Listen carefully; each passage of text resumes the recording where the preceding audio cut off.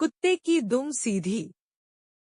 एक दिन राजा कृष्णदेव राय के दरबार में इस बात पर गर्मागर्म बहस हो रही थी कि मनुष्य का स्वभाव बदला जा सकता है या नहीं।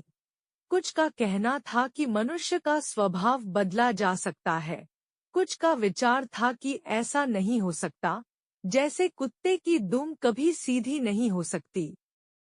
राजा को एक विनोद सूझा।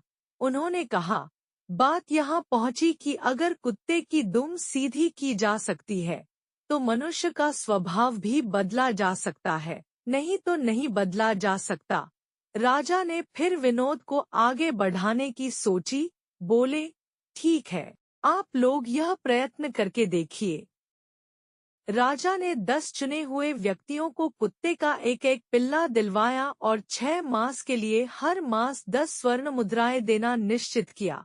इन सभी लोगों को कुत्तों की दुम सीधी करने का प्रयत्न करना था। इन व्यक्तियों में एक तेनालीराम भी था। शेष 9 लोगों ने इन 6 महीनों में पिल्लों की दुम सीधी करने की बड़ी कोशिश की। एक ने पिल्ले की पूंछ के छोर को भारी वजन से दबा दिया ताकि इससे दुम सीधी हो जाए। दूसरे ने पिल्ले की दुम को पीतल की एक सीधी नली में डाले रखा। तीसरे ने अपने पिल्ले की पूंछ सीधी करने के लिए हर रोज पूंछ की मालिश करवाई। छठे सज्जन कहीं से किसी तांत्रिक को पकड़ लाए, जो कई तरह से उटपटांग वाक्य बोलकर और मंत्र पढ़कर इस काम को करने के प्रयत्न में जुटा रहा। सातवें सज्जन ने अपने पिल्ले की शल्य चिकित्सा यानी ऑपरेशन करवाया। आठवां व्यक्ति पिल्ले को सामने बिठाकर 6 मास तक प्रतिदिन उसे भाषण देता रहा कि पूंछ सीधी रखो भाई, सीधी रखो।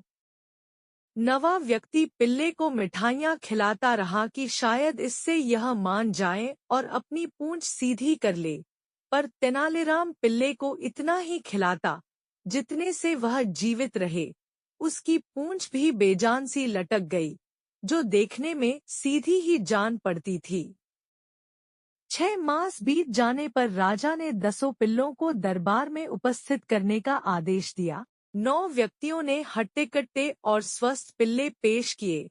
जब पहले पिल्ले की पूंछ से वजन हटाया गया तो वह एकदम टेढ़ी होकर ऊपर उठ गई। दूसरी की दुम जब नली में से निकाली गई वह भी उसी समय टेढ़ी हो गई। शेष 7 पिल्लों की पूंछें भी टेढ़ी ही थी। तेनालीराम ने अपने अधमरा सा पिल्ला राजा के सामने कर दिया। उसके सारे अंग ढलक रहे थे। तेनालीराम बोला, महाराज, मैंने कुत्ते की दुम सीधी कर दी है। दुष्ट कहीं के, राजा ने कहा, बेचारे निरीह पशु पर तुम्हें दया भी नहीं आई?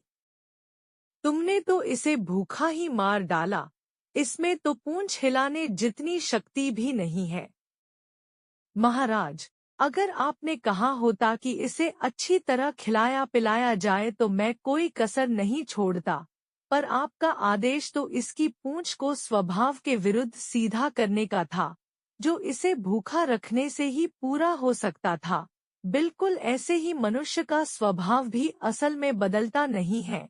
हाँ, आप उसे काल कोठरी में बंद करके उसे भूखा रखकर उसका स्वभाव मुर्दा बना सकते हैं।